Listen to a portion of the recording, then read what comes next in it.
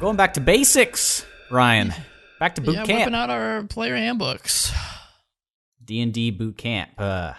So, I mean, I got real tired of the whole earlier episodes where I'd talk about something and you pop out your little book, your little player's handbook you have in front of you. You're like, well, in the player's handbook, so I'm prepared today. Well, got my you were stuff. you were a novice back then. You have increased in level. It's all in thanks to my ability to learn, not in part to you at all. All right. 0%. It's not like you're the person. Honestly, how much do you think your D&D the experience have changed since we first started this podcast? Have you gotten more into it? Have you cared less? Have you? I don't know. It's been a roller coaster, man. I don't know if it's been like a clear cut up or down, but I mean, I've certainly played more D&D. Yeah. And I've thought about it more critically as of late, and I know more monsters. So I would say I know more things. My interest in it is still high. Okay. I don't think it has gone up or down. I'll take it. That is how I would say. I'll take it. Yeah. What about you? Yeah, it's still hype, man. Hype? Like the biggest hype. I mean, it's not like the biggest thing in my life because I'm doing other stuff and we're busy bees, but it's a big part of my other stuff you got going. If this isn't the most important thing, ice cream, dude. I had a big really? I was eating That's a big tub of ice cream earlier. Okay, so I realized when I was young, that's all we would buy is tubs, like large tubs of ice cream that you would eat with your entire family for quite a while. And then when I became an independent warlock at the age of whatever it was, I would only buy like pints. Like I haven't the small bought little circular one? The small ones that you just eat out of. Okay. I usually get the one. You still buy tubs? No, I'll get the pints because the kind I like only comes in pints. At least at the stores that I go to.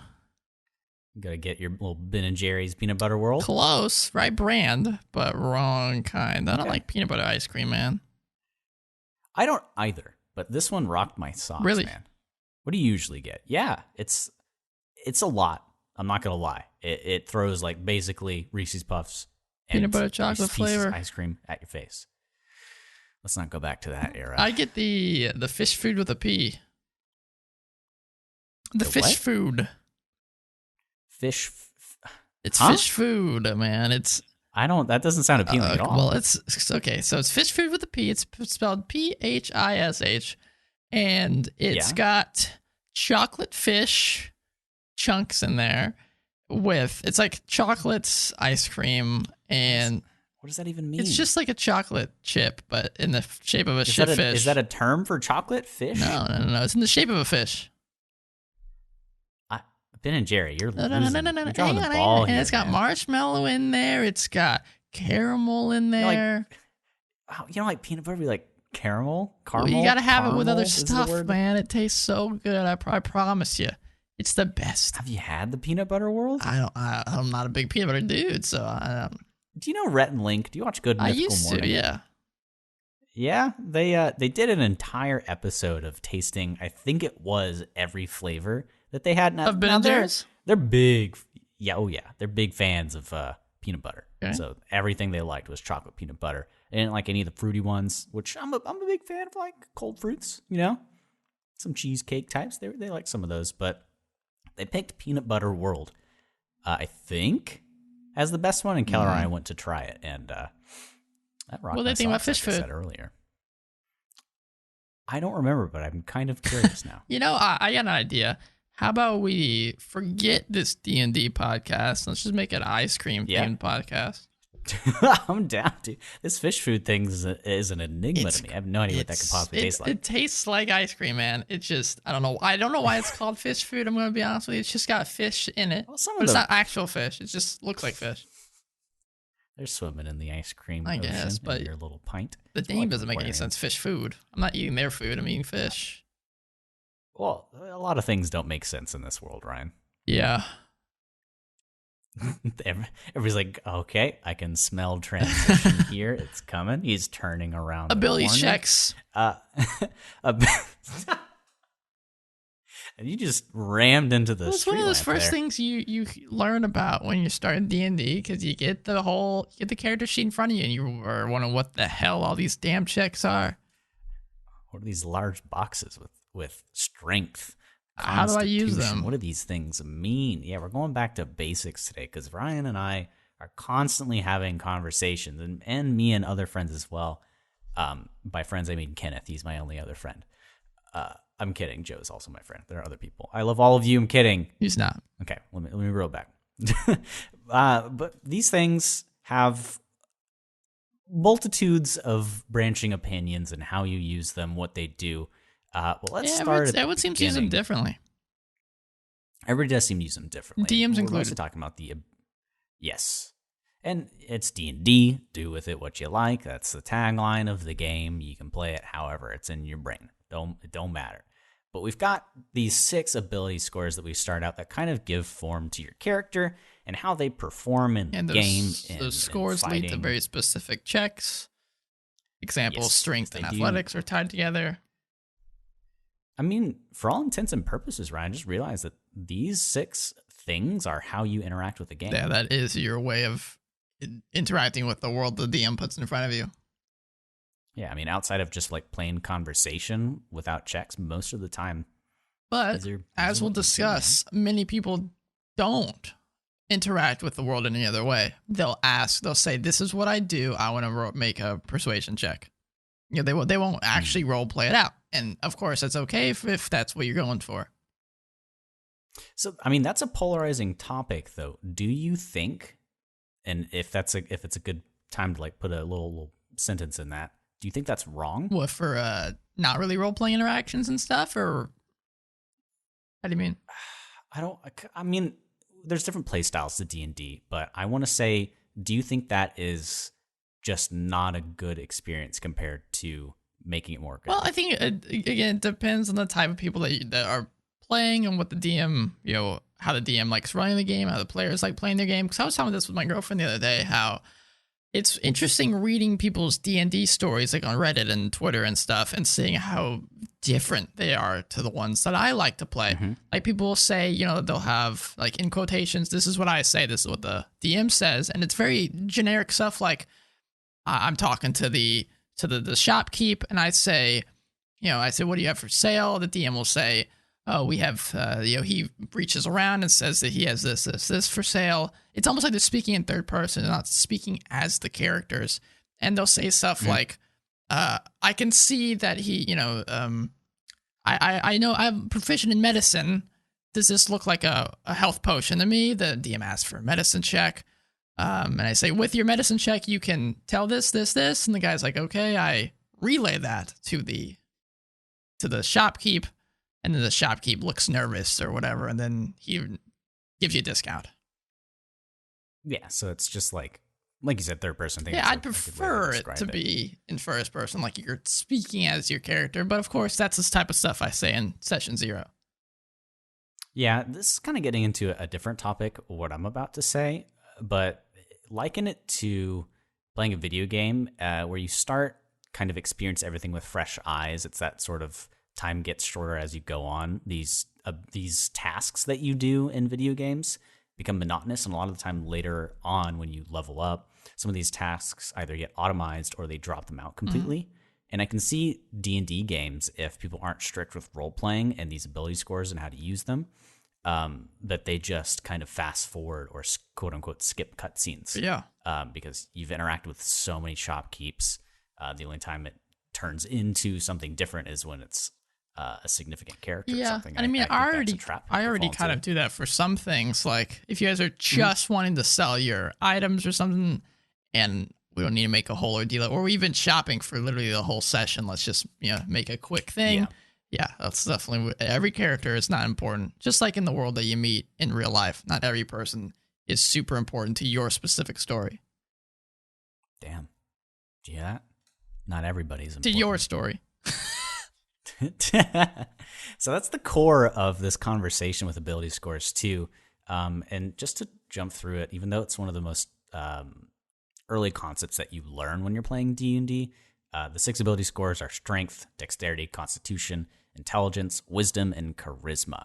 And I think they branch out even more, but just to describe what they individually are, of course, strength is how strong you are. Yeah. It's your physical power. Dexterity, and this is according to the player's handbook.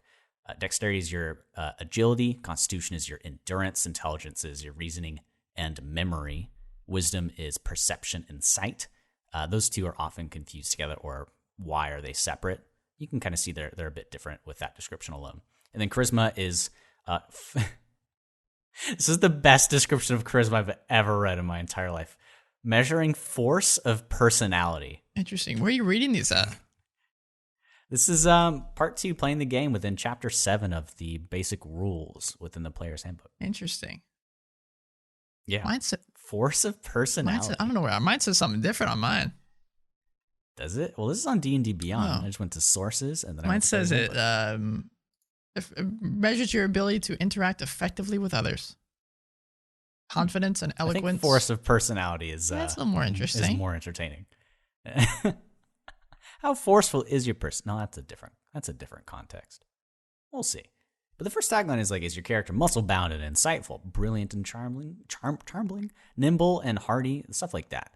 And then they dive further down into other things, how you interact with the world. Now, what do you think about... Where do you want to start? Let's talk about it as a whole first. What do you think about players that don't have any downsides? Like they don't have every single ability of theirs has a plus next to it. Well, that's the thing about theater of the mind. When you have a game that doesn't have hard coding on how much you can do, or a button that you can't click to increase the stuff anymore, if you can persuade your DM push them a little bit, to let you have 20 in all your ability scores, well, maybe that's a little overpowered. Maybe you shouldn't do that. But I do think for our game, most of our players had above average scores in everything. Yeah. I don't think it's wrong, but I think the DM needs to understand how strong they want their players to be.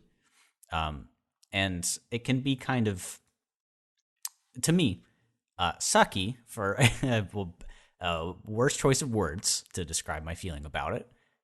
As a character that scales their attack or damage off of an ability. So for my warlock, it would be charisma for his spells. If I have a low charisma score, then I'm just like, well, I'm just not doing as much damage as I could now. Now can I? True. And I guess your character at level 1 in a video game or tabletop shouldn't be at its maximum potential. But it just feels a little crappy knowing I could have 20 charisma and 2 strength to balance it out. Yeah. So I think point buy is probably one of the better ones. Definitely. Just finding out how much total you're okay with. Kind of like those of you that play Pokemon, they've got an overall stat spread, how many points they have in each of those statistics, basically. Yeah, point buy and the standard array are definitely the most balanced ways. Of course, you could roll them yourself. That can either be really good or really bad. I prefer the players to have the character to have some sort of detriment, but obviously it doesn't have to be an ability score. Our entire party is weak as hell. That's our detriment. we got no strength. And my dexterity is pretty crappy too. So that's... But yeah, I think flawed characters are good. Definitely. I think that's what Ryan's trying to get at here. But I want to have a maximum power warlock. I understand that. Min-max. Point buy, no strength. Yeah, you gotta think about it that way. But I do think having some sort of limitation is entertaining. So let's start from the top, man. Have God mode.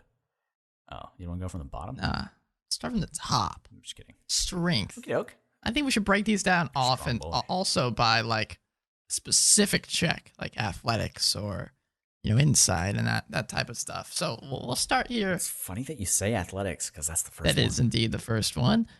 The first strength-based check. Now, this often gets confused with acrobatics.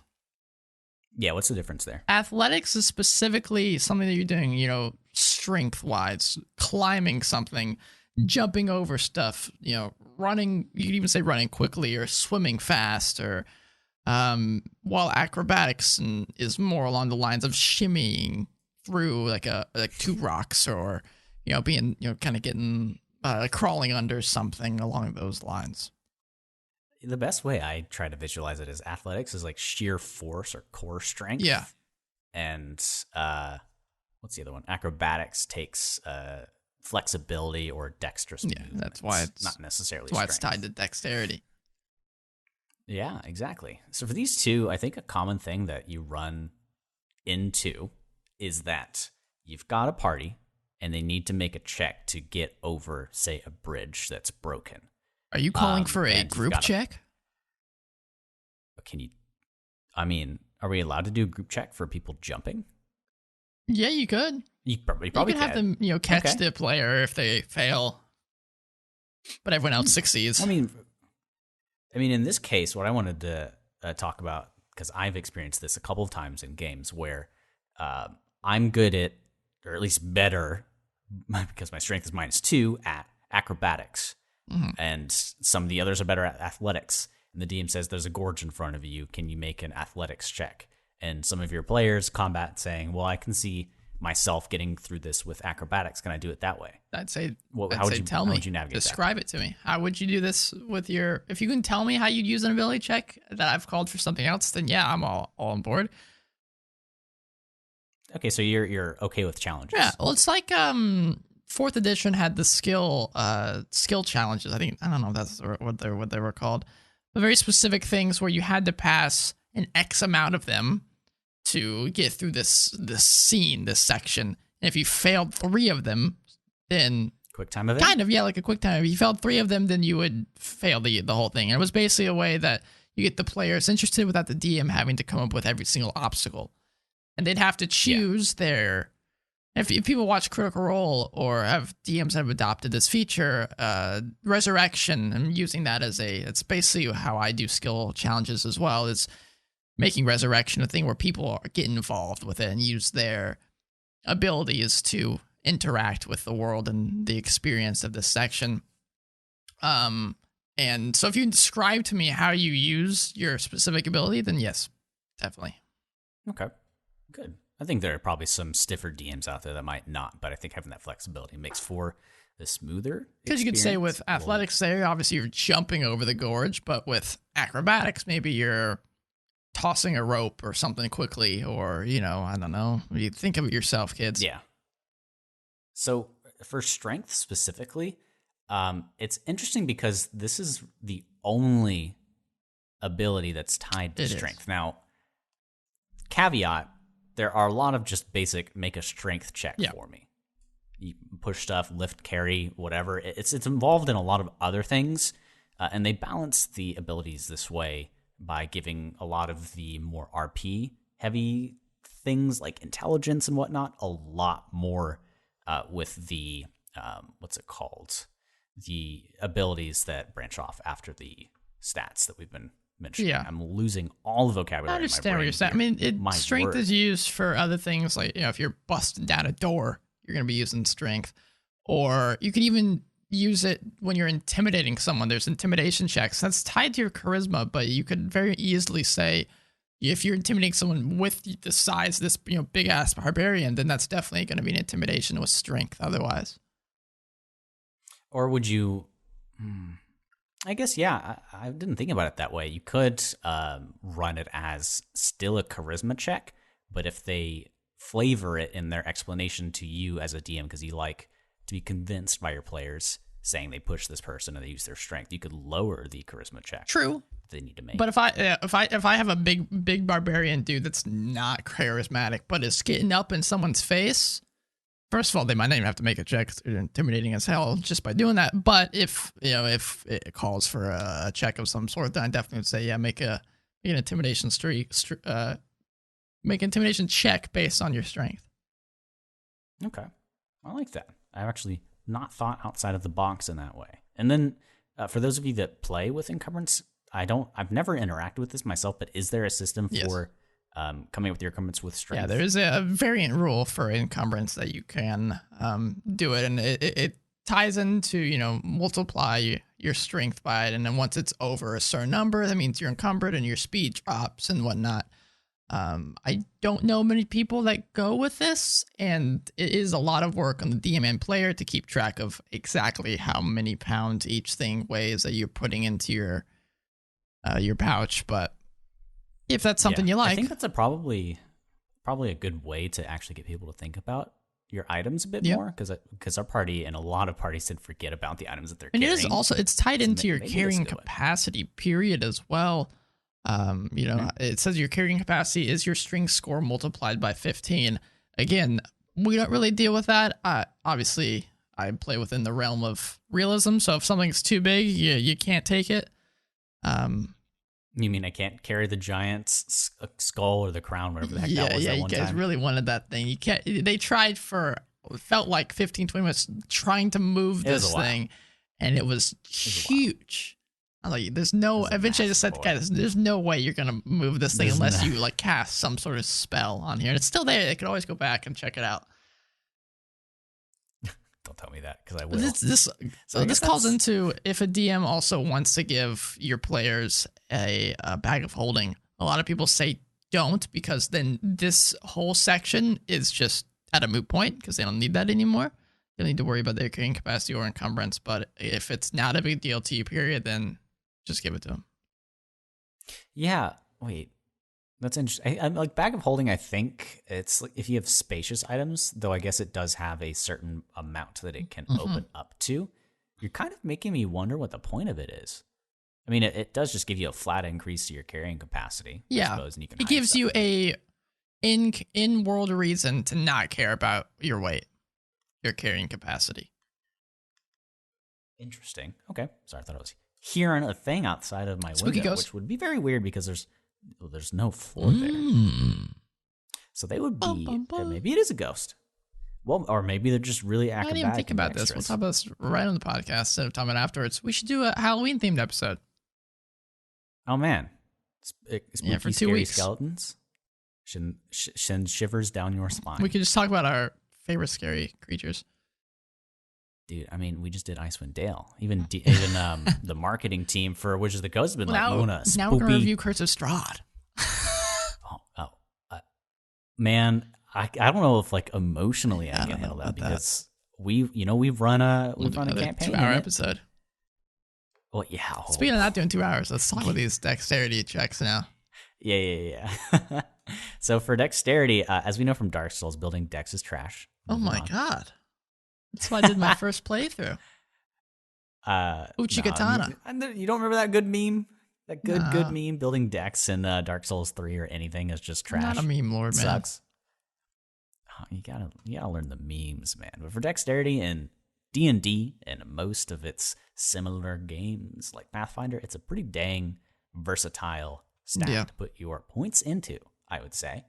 Do you agree? I do.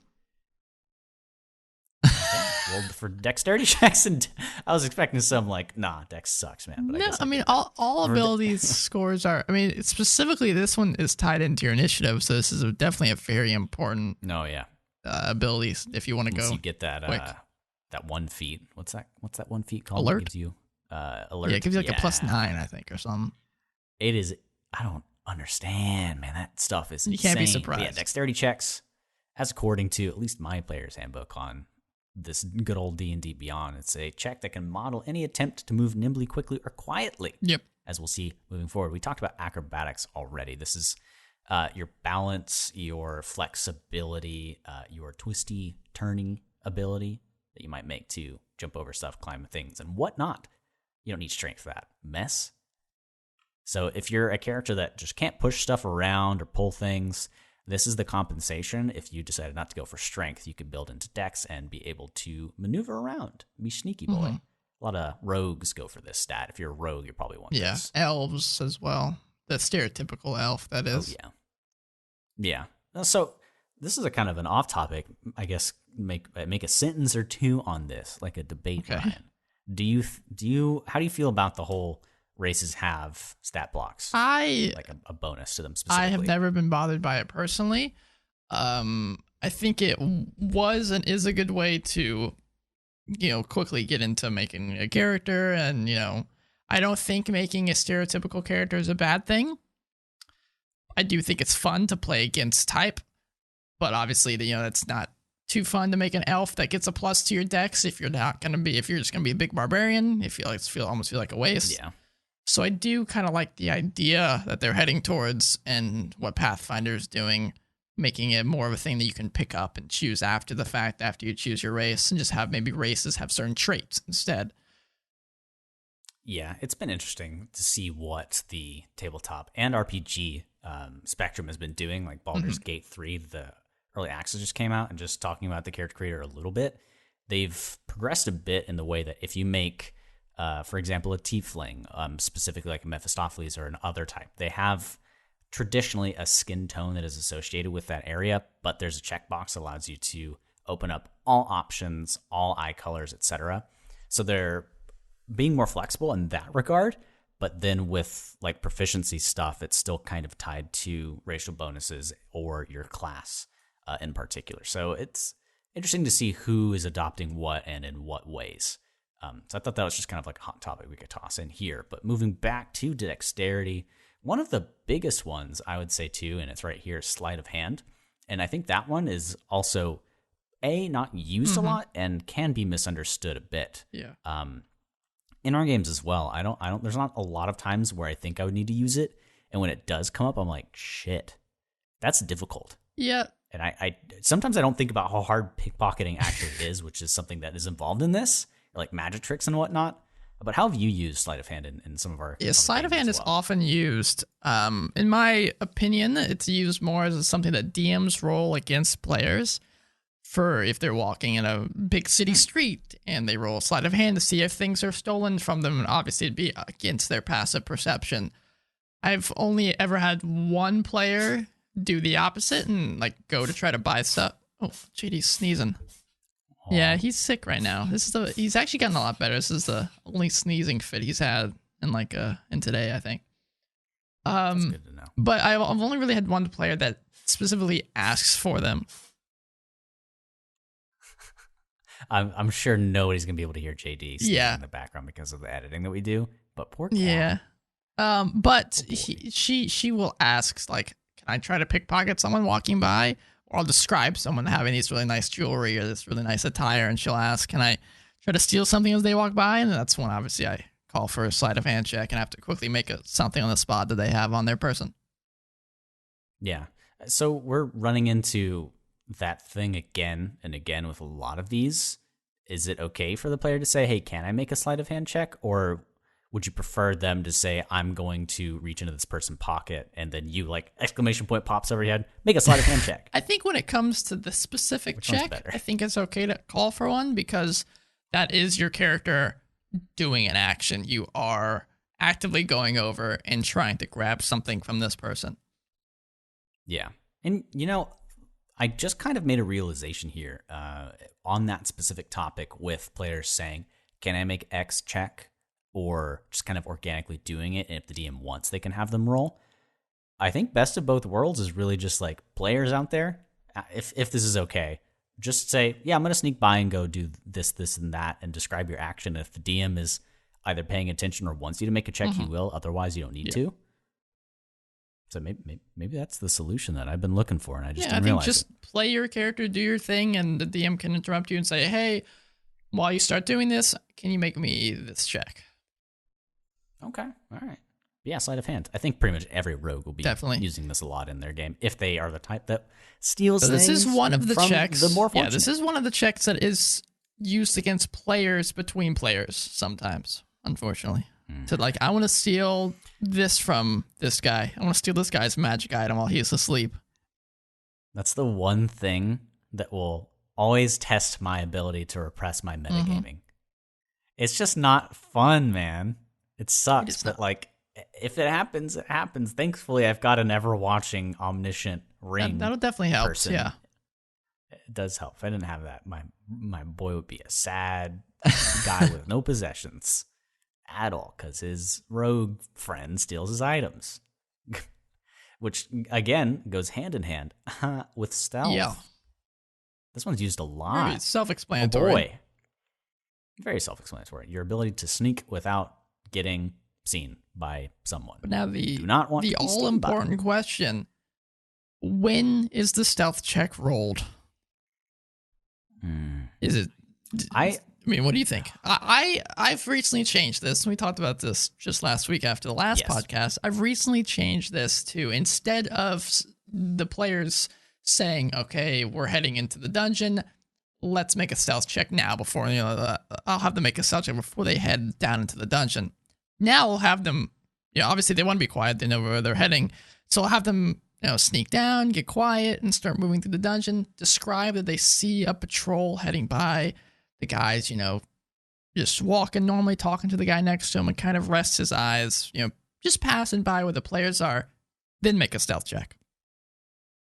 And that's when this is do my a group issue check with everybody. I don't think stealth has ever been done well in anything. Yeah, you always bring up Skyrim. And that's a bold statement, but just Bethesda games in general. No matter what your build is, if you're not sneaking, you're just missing I think out. Metal Gear Solid does a good job with stealth. Perhaps. But it's also the point. Stealth games should have good stealth.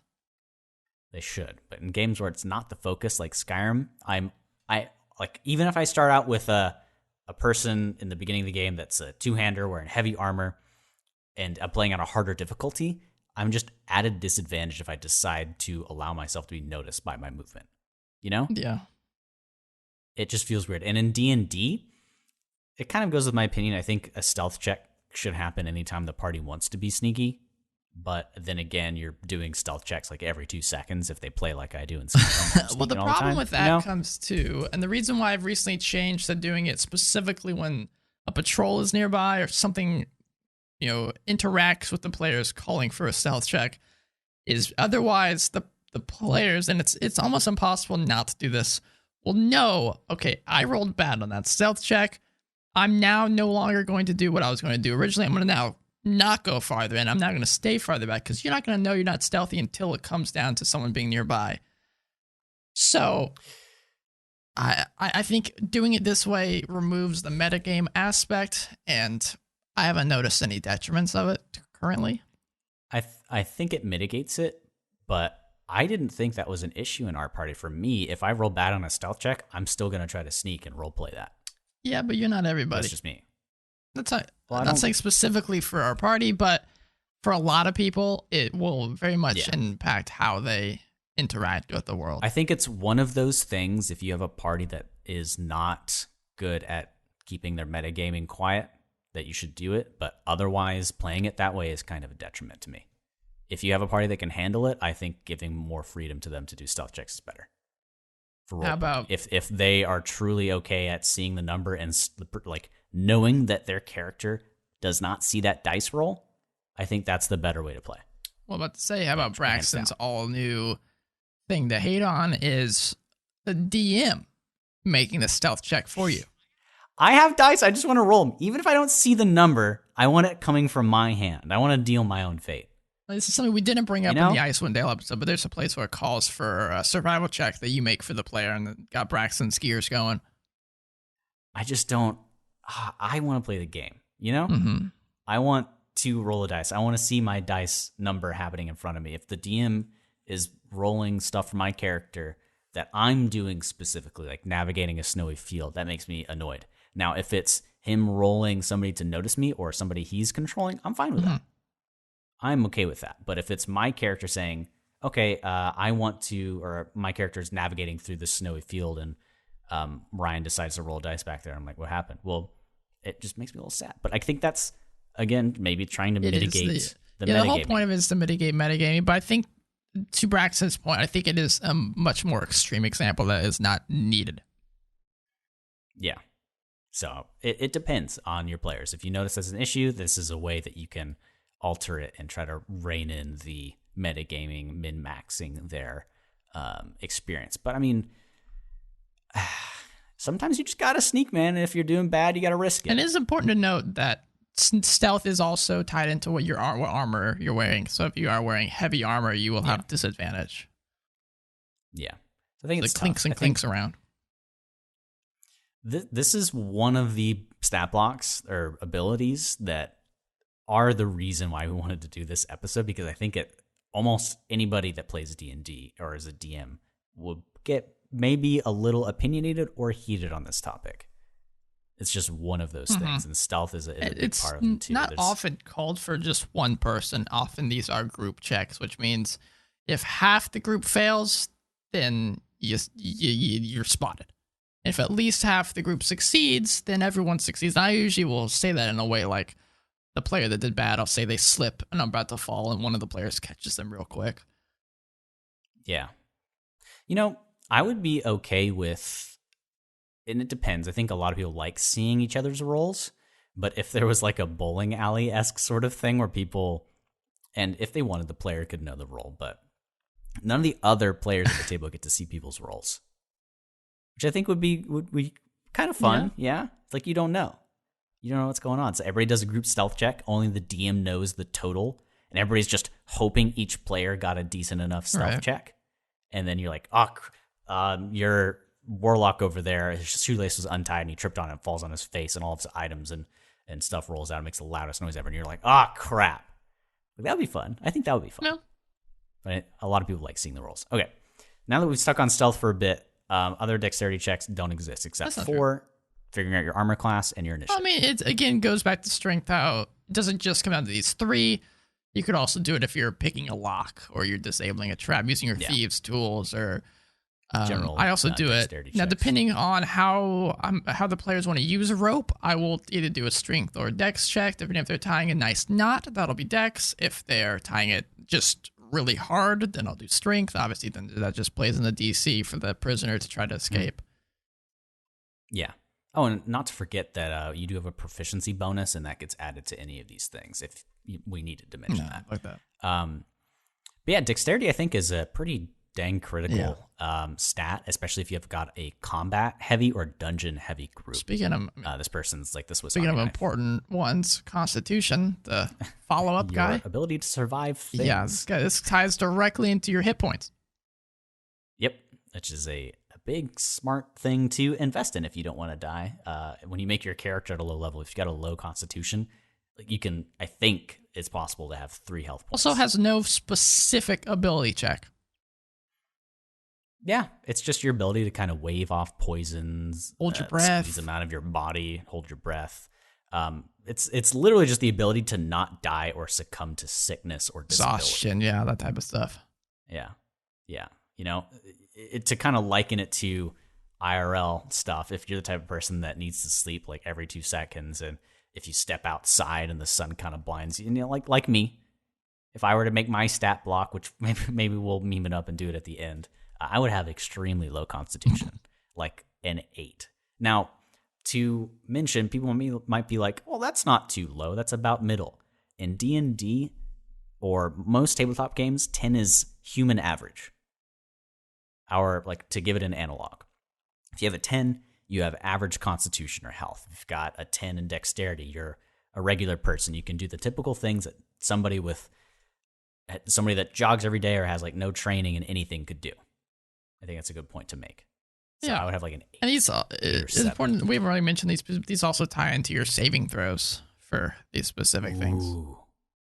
Ooh. So Dex ties into diving out of a fireball or strength if you're getting pinned down by somebody. Yeah, and Constitution a lot of the times is for poison, getting out of paralysis, things of that nature. Resisting exhaustion as well. Drinking a lot of ale. Yeah. Oh, that's a fun one. Yeah, if you're trying to fight off getting drunk, if you've got a high Constitution character and you want to try to make some quick money in a bar or something, challenge somebody to a drink. Now, it is important. It's not really a thing about ability checks versus saving throws, but for all DMs out there, ability checks are when the player is doing something, when the character is doing something, and saving throws when something is being done to the character. Good point, my friend. I did not know the distinction for quite some time, but I figured it out after a year or so of playing, As a player, you don't need to know these things. Really. It's like, okay, you just get told to roll dice and roll dice. I'm getting asked to do this, I'll do it. Yeah. So Constitution is pretty straightforward. How healthy are you? And intelligence. And I think we're getting into some stuff because this is where a lot of the ability checks lie, like specific ones that are on your character sheet that you're like, that seems juicy. I want that when I'm making my thing. And then you're like, do I really need to have 10 strength? Is it okay to get -1? Because I want to have a good investigation check because I might be able to find some hidden things, stuff like that. And that's where you start getting all of these really weak characters like mine. Yeah. Because you want these things. Intelligence is how craftily you can think, your knowledge about history, information, ability to reason. It's your book smarts. It's your brain smarts, your book smarts. So intelligence checks involve things like your intelligence about magic, being able to understand symbols of eldritch nature. Yeah, it's so intelligence is like your book smarts, and wisdom is like your street smarts. They often get confused, and even I guess you could even say medicine, which isn't a wisdom based thing. It could be your book smarts as well, but it's people get them confused often. A lot. And some games even combine them. I think Divinity Original Sin 2 just had kind of one thing for it and mixed it up a bit. But a point of contention, I would say, Arcana checks.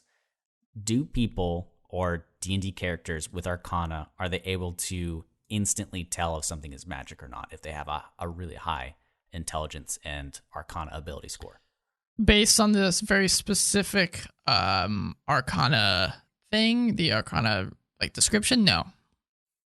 Mm-hmm. But would you ever rule it so that they if could? There's magical runes and symbols on them, yeah. And if they're specifically if they're proficient in those.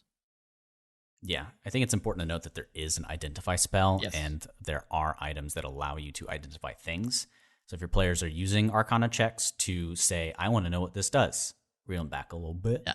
Say, you gotta take that thing out to dinner and sleep with it to know what it does. They learn its secrets, And then you've got history, which is extremely self-explanatory, but for those DMs that have a really robust world, I think you'd probably be excited to have characters that have a strong history ability score because they'll learn more stuff about the things you've written. But like I'd say all of our characters have. I'd say only if they're proficient again, or it's about the era they grew up in. Because there's also spells that do similar things, like Legend Lore, which is like big boy history check, but obviously without the history check. So I think proficiency is very important when it comes to ability checks, and you very much should play into that. I would either lower the DC or only let them make a check on this one thing if they're proficient. Let me ask you then, what if somebody with a proficiency in history has a +5 in it, but somebody without proficiency also has a +5 in history? So they have the same. So they just have a high intelligence? Yes. I don't know. I mean, I guess it depends on the specific check in question, if it's related to something that's very obscure history. And the reason why I say proficient versus not is because it just sucks to have a player who is proficient in history. This is what, they built their character around, and they roll less than someone who is not proficient. Like the guy that's proficient rolled a natural 20, and they somehow know this obscure bit of knowledge that this guy who is proficient in it doesn't know.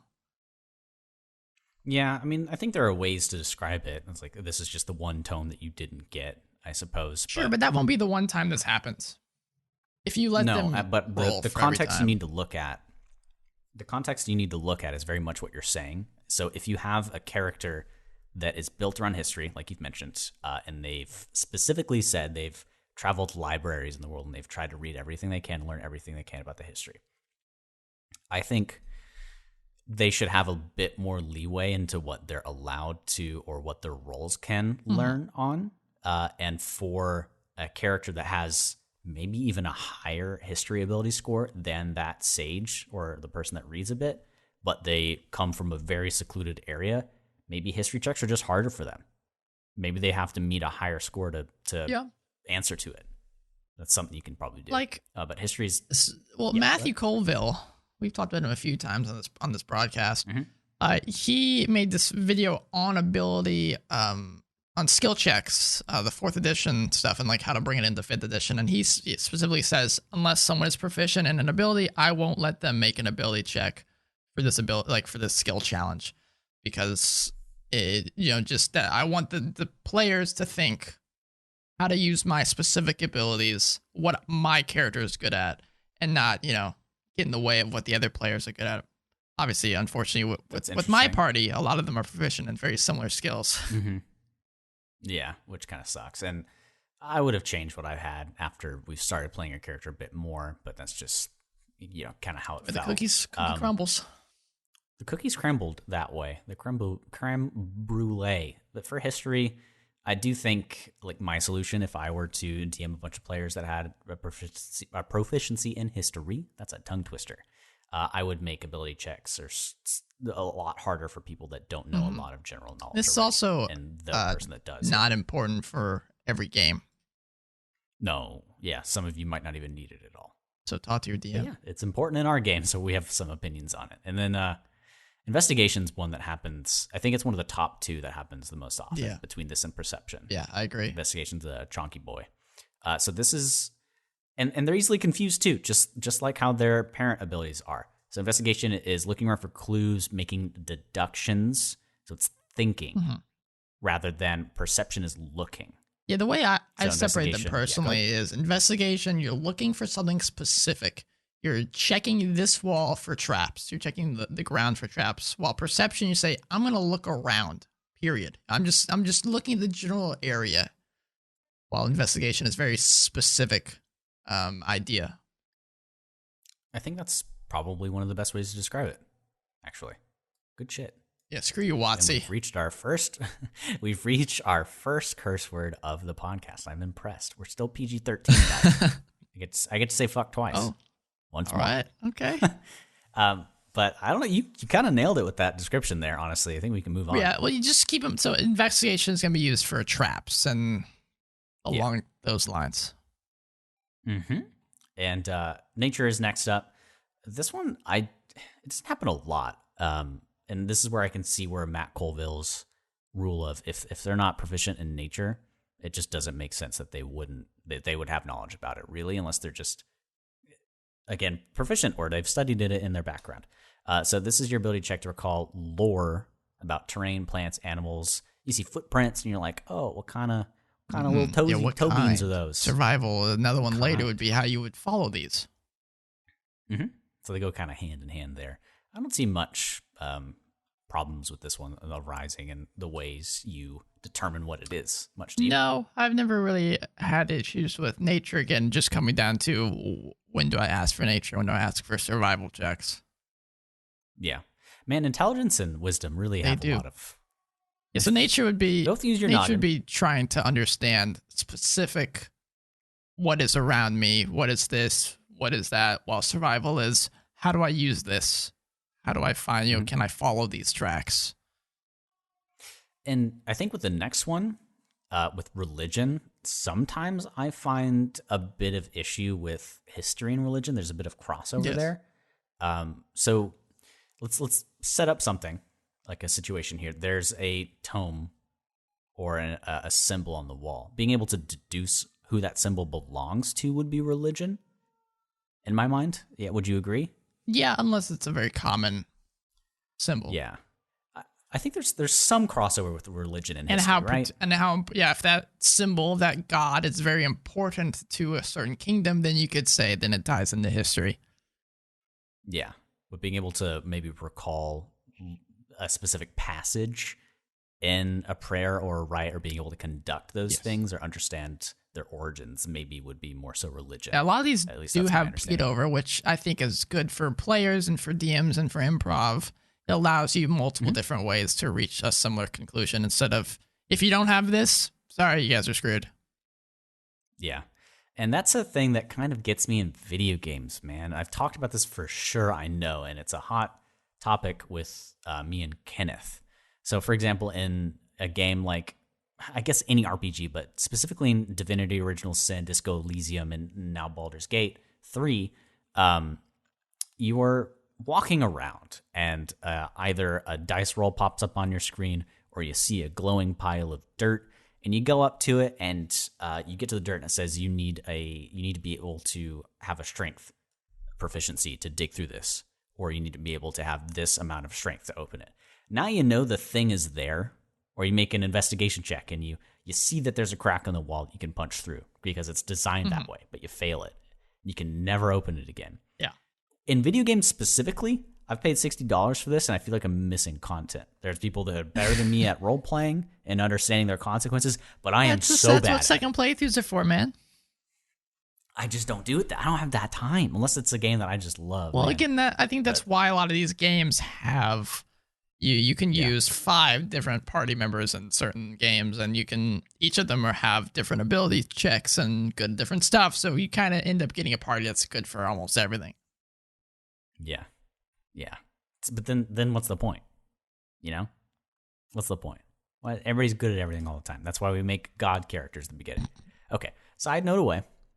And that's pretty much the end of intelligence checks. Now, to be able to think through a situation or understand what's happening to the party, say you've got somebody that's under some affliction or their voice is gone and they're trying to get your attention or something, or they're under the effect of a spell and their mind is being controlled by somebody. Befuddled. If you're role-playing it this way and you've made, say... Okay, this is going a bit further, but you've made an insight check. We're going into wisdom. I guess we can start with this. You're jumping ahead, man. With this. I'm sorry, but it's for the example. You made an insight check. You're saying, DM, I'm getting... is there any body language of this person as I'm looking at? No. Just in case your DM hasn't described. And if the person says, or the DM says, yeah, the body language is... something's going on. Do an insight check for me, and they roll decently. You tell them that their face or something seems a little bit pained. They don't really hold themselves this way before. That's what you can do with insight. I moved from intelligence checks to insight, but intelligence is smarts, thinking stuff. Does the spell do this? Will I set a wall on fire and destroy everything? Hold on. What was your initial plan there with what you were talking about? Intelligence checks. I know, but then you described an insight check. Well, insight checks are wonky, man. Okay, they are. I mean, insights can definitely use for other things too. And intelligence. Intelligence, you use it as well for forging a document or winning logic games. You can have them in festivals.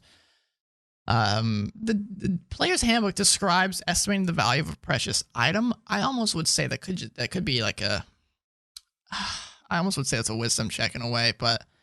It could be. I think it's one of those crossover points. Yeah, there's a lot of different ways you can utilize these different checks.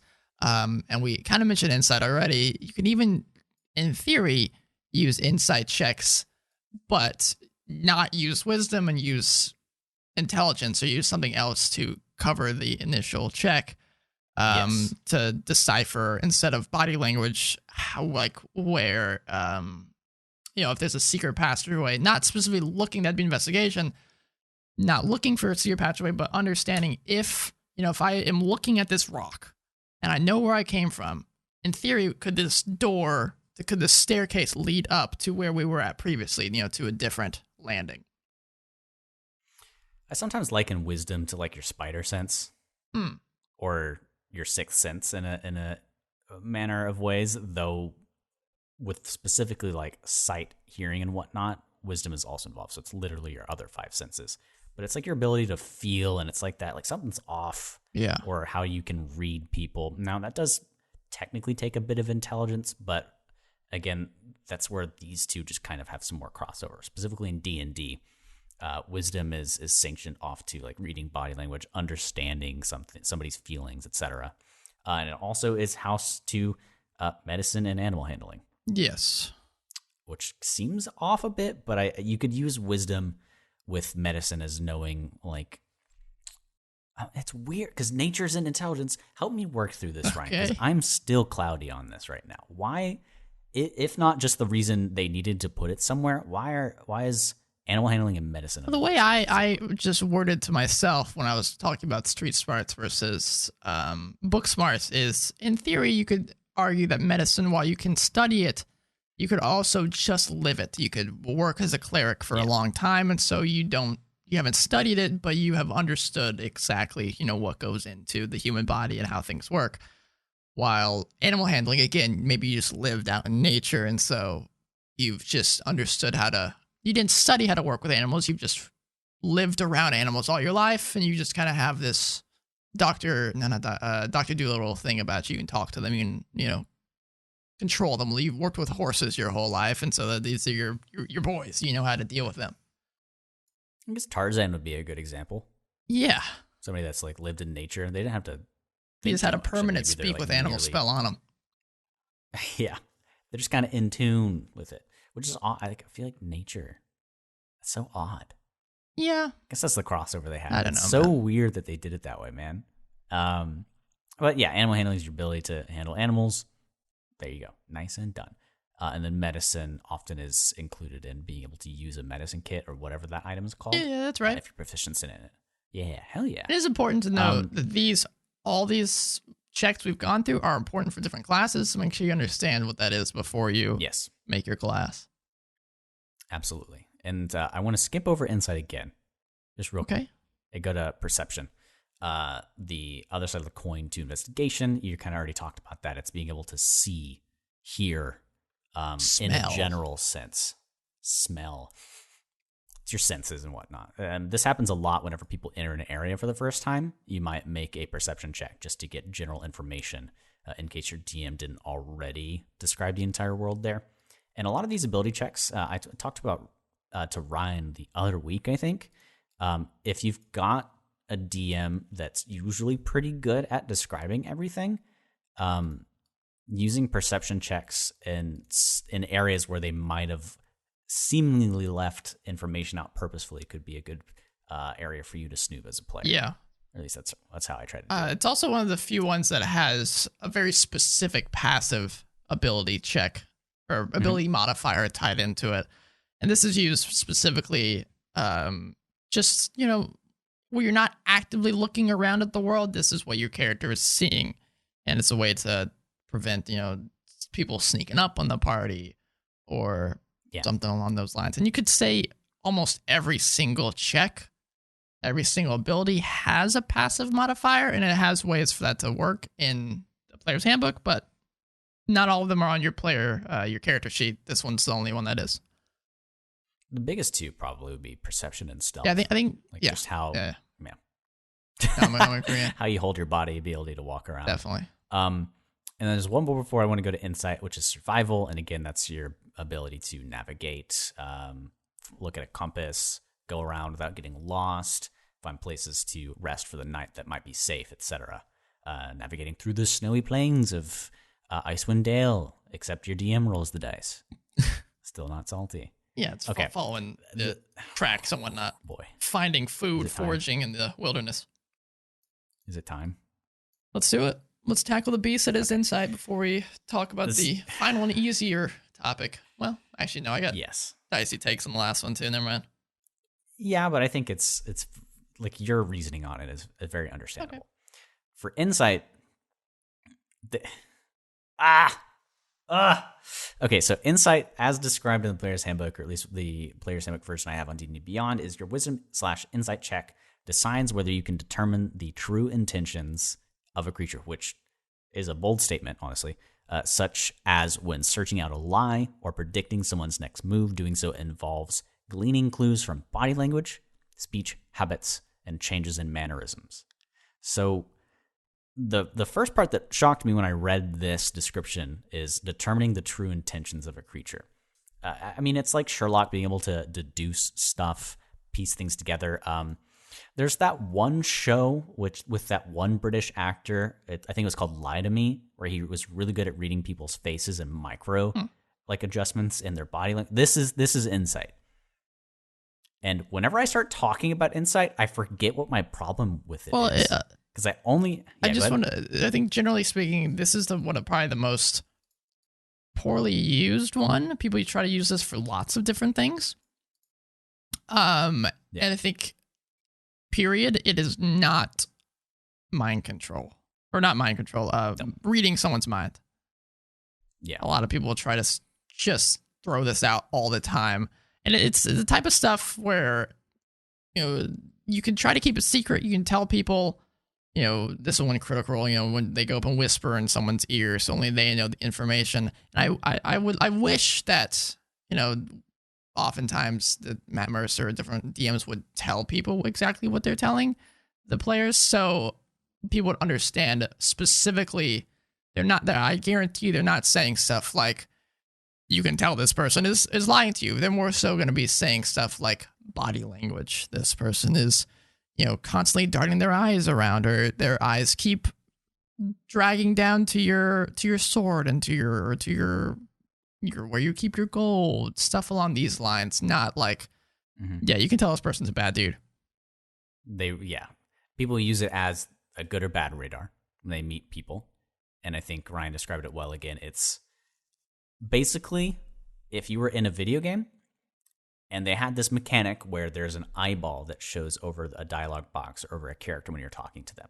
You can tap that to roll an insight check, and it gives you a bit more information about, like Ryan said, what their eyes are doing, what their hands are doing, etc. Body So language, I did find a specific tweet where Matt Mercer, the DM for Critical Role, does say some of the things he says during Whispers are, quote, "You read from the bit of sweat on their brow and the quiver in their voice that they are hiding something." That man's language. Yeah, so all body language, or, quote, "You see the certainty and intensity in their eyes and you believe them." Yeah. And that's if they roll poorly too. Tell them that exactly how their player would interpret what they saw. And if they rolled poorly, it could very well be wrong. Yeah, that's a way you can, like with stealth, if they roll a bad stealth check, they metagame and maybe they won't make that choice. But with insight, the DM can kind of And if the character is specifically trying to deceive them and they do insight, then very well the DM wants to roll a deception check for the NPC on the background. And if they, if one's higher than the other, then talk about it to the player. So let me ask you, how often is it okay for your players to do this? What is too much? I think, personally, too much is when it should be, in my opinion. Obviously, I'm not the player. I don't know exactly how they're interpreting things I'm doing. But when I am doing everything in my power to make it obvious with my own personal body language how this person is portraying themselves, and then they ask for an insight check. Okay. Or if there is inter-party conversation and a player is constantly calling for insight checks, trying to see if the other player, especially if it comes into meta stuff where that player knows that player went off and did something else, but the characters obviously don't, and the character doesn't want to talk about it to the other player, but that player wants them to talk about it, so they say, I know, really, is that what you're up to? I make an insight check. To me, it just kind of takes out some of the fun. It does. It does a little bit. Yeah, this one's been like a sore on my side for a bit. I just don't understand it that much. But from the idea that, your DM hopefully describes body language to you, also goes hand in hand with, hopefully your DM describes the room to you. But again, the DM's not going to describe the room in every detail. Same thing, he's not going to be able to describe, he or she's not going to be able to describe the entire person's existence to you. So that's why these abilities exist. And that's the way I justify it to myself. And it's like how the DM runs their game and the players play their game, period, is if, instead of talking about this, they'll say, I think the guy is lying to me, make an insight check. I'm going to make an insight check. And then the guy says, yeah, he's lying to you. Yeah. That's it. If you roll a nat 20, maybe you're just this. Right. You give them the evidence that then the player can deduce that definitely they're lying. Yeah. Is the way to go about it definitely that, comes in handy for the DMs or the groups, I would rather say, that don't like RPing, because then the DM just describes this interaction and how the NPC is, what they're saying, not how they're saying it. So that leads into, I want to make sure, I'm listening to the right guy. Okay. So the best one is charisma. That's just because all your points here. So that's true. So charisma's sometimes overpowered, sometimes super weak in different games and tabletop stuff. Like in video games, most of the time, it's the key that just allows you to persuade people to do stuff, and not having it kind of sucks sometimes. So I like games that remove or do not show you options that you can't access when you have charisma, versus like Divinity, or Fallout shows you the charisma option with like a your ability to pass by asking it. I'm just like, well, I know I'm not gonna just remove it, just take it out. So charisma, I think, can be, if you have a heavy RP game, one of the most useful ones to invest in. It's your ability to use words to either impress, deceive, scare, or persuade, or cast spells if you're a warlock or somebody else. And that's pretty much it. There's deception, intimidation, performance, persuasion, and they're all very straightforward. There's a sneaky way to use charisma, though, that is involved, or can be, with things that involve the mind, I suppose. Okay. And it's your ability to probably keep composure or maintain your sanity, in a sense, I would say. But wisdom sometimes is used. Oh, yeah, both of those.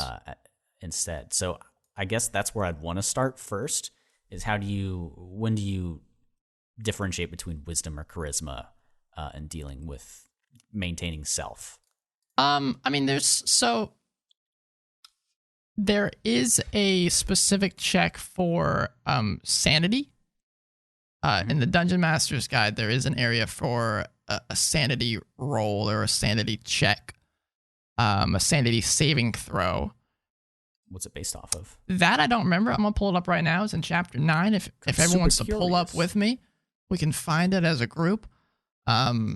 It's one of those things that is a variant, so not everyone uses it, and it's also not used for many games, period, even if you do know about it, because sanity and madness, to me, in D&D is not utilized very well. It's used much better in games like Call of Cthulhu and that type of stuff, but it's hard for it to work well in D&D here. All right, let me pull it up. Agreed.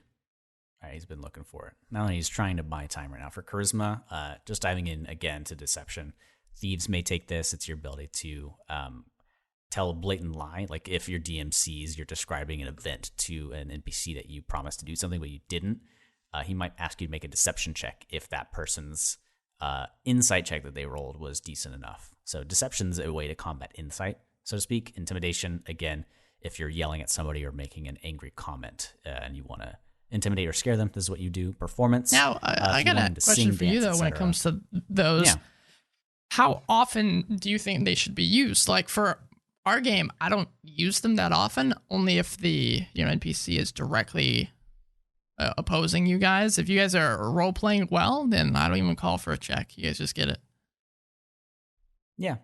So I guess that's a good point. If you've got players that are good at role-playing and they can obviously show that with their words, emotion, or body language, role-playing their character, obviously they're trying to intimidate, you as a DM can read into that and make the judgment, this character, this NPC is afraid of this, is persuaded by this, because DM, you're the one who are running these people.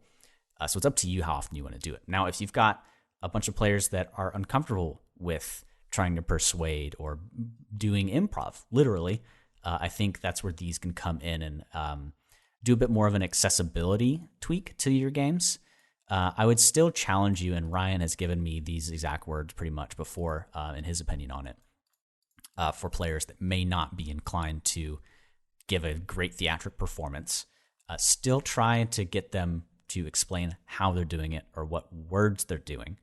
And if you as a DM are still not convinced, or you would like them to use their stats for it specifically, to add that flavor, how they actually performed at saying those words, then that's when you can use those roles, I would say. Yeah. So I'm not sure. That's kind of my opinion on it. So from what I've seen with the sanity thing, it seems to be very up in the air and almost like it's up to the DM or the player's discretion if it's a wisdom or charisma or sometimes even intelligence saving throw here. So I guess if it's a game I think that is impactful that would be around Elder Evils and stuff like this, then maybe you set that up ahead of time on what your sanity is. Instead of just saying make charisma saving throw, you say make a sanity saving throw. Yeah. My thing with it is because it hits close to home for me. If you've got a great old one warlock or somebody that it has a patron that they don't quite understand or that works with the mind, it's interesting because your warlock most likely has a high charisma stat, okay? But you think about warlocks, and they often go insane, and they often succumb to their patron. So that would mean whatever influence their patron's trying to put over them, they've failed those checks. And it wouldn't really make too much sense if they've been failing these charisma checks if their stats are that high. Yeah. So I can see why wisdom would be used. But in our game, in my experience, whenever wisdom check happens, warlocks hardly ever have high wisdom unless they're just playing that way. So it always feels like a cheap shot. Now, not as the DM's doing a cheap shot, it just sucks that I'm weak against my patron, which maybe that makes sense. But you've recently swapped to using charisma checks in those events, I've noticed. Yeah, for certain things, the first world, yeah. You used to do wisdom checks, which I would by the skin of my teeth do, but I've got in wisdom saves, I have a high proficiency, but my wisdom score isn't that high. So the way I've kind of thought about it, and I was kind of doing some sleuthing while you were chatting there, and seem to be people agree where wisdom would be used for if there's a certain statue that is kind of messing with your perception of one another, leading people to attack attacking a friend instead of a monster, or perceiving their friend as an enemy or terrain that's not really there. While charisma would be if the same cursed statue is instead trying to change their personality in a way, making them more paranoid or making them, more angry at each other, similar to the checks that are made in like the Shadowfell or the Feywild and that type of thing. Okay. Yeah, I agree with that. I'm down to clown with that description of it. Okay. Makes sense to me.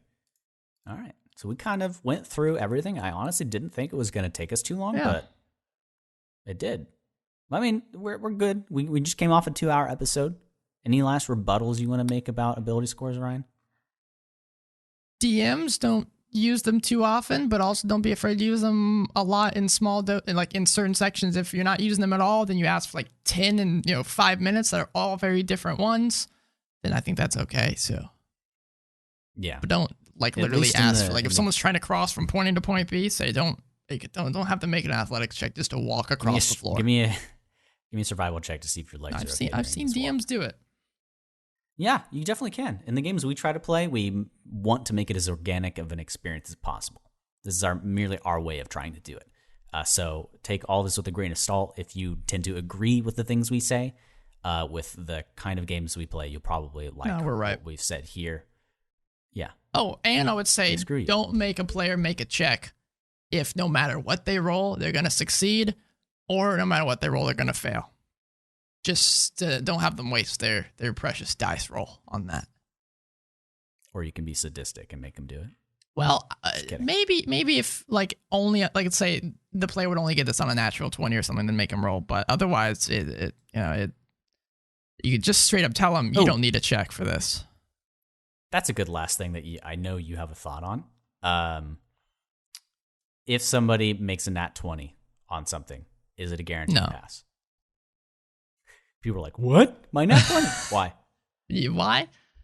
Because it's not going to get you through every single encounter. It's not the end all be all. Sure, it's a critical, but even with the critical, you're not going to get through, the best lock in the world, or you're not going to get past the Eye of Cthulhu because you rolled a nat 20 on your stealth check. He's still going to see your ass. So then I agree with you. But then what's the point of a nat 20? How does a nat 20 because make you succeed? In certain instances, hell yeah, this is going to be your ticket to get the exact answer, the exact thing that you need, but it's not going to help you out in every single instance. Yeah, I guess the best way to understand it is that everything that happens in D&D when you roll for it has a number you need to beat. And if that number, however ridiculous, is like 52, and you roll a 20 and that gets you to like 26, you're I don't think it'll be 52. The max they're supposed to be is 25. Really? Yeah. So that's why sometimes if you guys get in that 20, I would then ask, what does that add to? So, I mean, in that case, if Cthulhu's sight, maybe it's not. Maybe that's just guaranteed to happen. But for Devil's Advocate, if his sight is 25 and I roll a 26 stealth check, what do? Do I still get seen? I'll understand. I'd say for the Eye of Cthulhu, yeah. Okay. Because he sees all. But for the Mad Mage of K'varth that has a 25 to his perception, to his past perception, then sure, yeah, you can sneak by it. All right. I think that was a good thing to curtail this entire conversation with, because rolls in nat 20s can happen in any of these things. Yeah. So yeah. I'm curious do you know if the Player's Handbook specifically says anything about critical rolls? I'm sure it does. Saving throws. I mean, it's got it somewhere. I don't know if I can talks search. About critical hits as in like damage, but I don't know if it does for skill. Nothing in this entire chapter doesn't say anything about criticals. It might just be a variant rule that people have made up over the years then. I don't know. Critical hits? Well, critical as in critical skill checks. Yeah. Yeah, no, if you, in this entire chapter, if you control F on it, there's no mention of critical. Huh. So, I mean, that's my way of researching it. I would love to know. Speaking of which, if you guys are ever interested in talking with us in some way, shape, or form, and you want to make a comment on a thing that we've said in the existence of this podcast, or specifically today, you can find us at Dungeon Crawl Pod. That's our handle on the interwebs for Instagram, Twitter. We mostly look around on Twitter, but we do have an Instagram. If you want to send us a longer write-up, you got some more words. The character limit on Twitter is too short for you. Send us an email at thedungeoncrawlpod@gmail.com. Again, that's thedungeoncrawlpod@gmail.com. If you want to do that, if you want to talk to us, that is the way. But there's another way. Yeah. That you can kind of talk to us. What is that? Well, it's a way you can really help us out. And trust me, I'm seeing you guys out there. We've gotten some nice ass 5-star ratings, but I will say one thing they're not doing. They're not making fun of us. They're not saying how much they hate the podcast. I'm a little disappointed in all of our haters out there. So if I do jump on there one day and I see a 5-star rating with these guys, freaking like a genuine one, I would love that. That'd be hilarious. Yeah. So please go to our Apple Podcast, iTunes place, rate us 5 stars, and in the little review section, please say something nice. Yeah, roast us. It's a public roast. We had a recent review from Sad Ghost that just said good. I would have preferred if you said bad. I want to be honest with you. The title was yeah, and it said good. So seriously, it does help us out a lot. The more ratings and 5-star reviews and stuff we have, the higher in the recommended podcasts we will be, and we'll have more listeners to listen to us ramble about stuff. So thank you. We're just kind of chilling out here in the podcast verse, man. So I appreciate all of you who are listening, because we post every now and again, but those of you that have found us have just found us on your own volition for the most part. So thanks. And Braxton, do you want to answer a review question we do have, though? Oh, yeah, go do ahead. we have an actual play podcast? No, but we will. It's coming soon. We're going to likely we're planning on probably doing it live whenever we have our legitimate first session, but we're going to have our session 0.5/0 together soon, which we may record, but I don't think it'll be released unless down the line you guys are interested in it as the general idea. But yeah, look forward to that. So all the games we talk about are just our personal games. Yeah, they're just our personal games. So, for example, for those of you that haven't heard the earlier episode. But again, we didn't. He's no. Braxton. He's Ryan. Say it again, because we didn't say it in the beginning. Ba-da-boo, he's Braxton. He's Ryan. Wait. Okay, now we're no fine. New segment this week, guys. We've been the Dungeon Crawl. Thank you. I need to go pee, man.